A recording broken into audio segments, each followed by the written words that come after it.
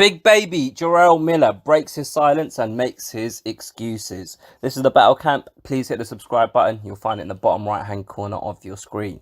So Jarrell Miller, he's obviously posted a couple of times on social media since he got caught cheating. And I think this is his first actual proper sit-down interview. And he sat down with Kugan Cassius. And big up fucking IFL and Kugan Cassius, by the way, because, like, Jarrell Miller's American, obviously. And the fact that he chose to have this interview with Kugan Cassius, it kind of just shows how big and how far IFL have come in the game. And, like, I mean, I've been following the channels from the start, and fuck me, man, they've done a good job, and they're still doing a good job, man. They do a lot of hard work and get us a lot of good content, so thank you, IFL. Anyway, that's not what this is about. This is about Jarrell Miller, my reaction to what he said. So basically what he said is he had an elbow injury, and he had stem cell therapy, and that's the reason why he tested positive for those drugs. I can't even remember what those drugs are. It feels so far, it's like so long ago now, doesn't it? That whole Jarrell Miller thing, like because of what happened over the weekend, it just feels like that was like ages ago. But it wasn't. It was only, 5 or 6 weeks ago. But anyway, I've digressed again. I'm not buying it. He's chatting shit. He's lying. I'm just not buying it. Like, if you know, right, you're being tested by VADA, and you know how stringent they are around what could make you pop and what could, like, the lines are so fine, the margins are so fine, like the margin of error is so small that you're meant to like who was saying it? Someone said the other day, I think it might have been,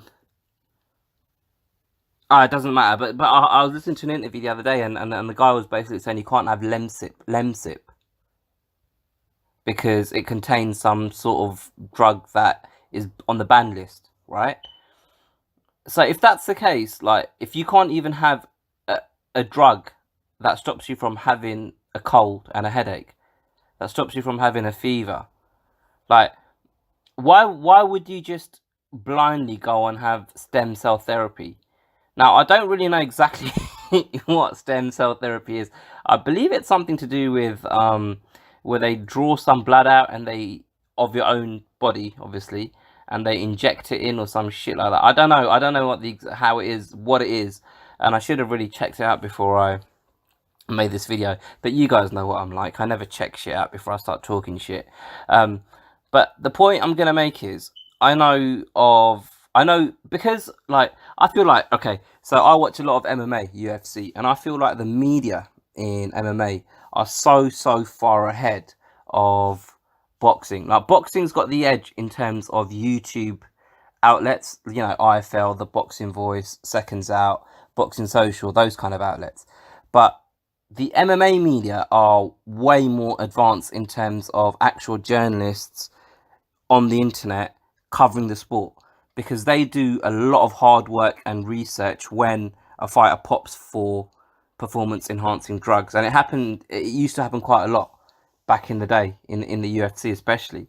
And the reason why I'm talking about this is, although I don't know what stem cell therapy is, I know a lot of MMA fighters, and especially because of the Joe Rogan podcast as well, I know a lot of MMA fighters have had stem cell therapy in the past themselves. Now, I obviously, maybe it's a different process for different parts of your body if you're having this stem cell therapy. But the point I'm trying to make is, it's not like it's this brand new cutting edge treatment that hasn't been around for a little while, especially around high level athletes. And when it's a high level athlete, I'd assume the doctor who's carrying out this therapy for you is gonna, maybe he doesn't know the ins and outs of the drug testing systems, but he will say, hold on a minute, you might want to check this out. And even if the doctor hasn't said that, you as an athlete, as a fighter, it's your responsibility to check it out, which is why I brought up the Lemsip thing earlier on. He's lying. He was cheating. He got caught cheating, and now he's making excuses. He sat down. He had to think about it. Him and his team put together a game plan, and they said, right, this is what we're going to say, this is what we're going to say happened, but you're going to hold your hands up, take full responsibility, but you're going to give him an excuse.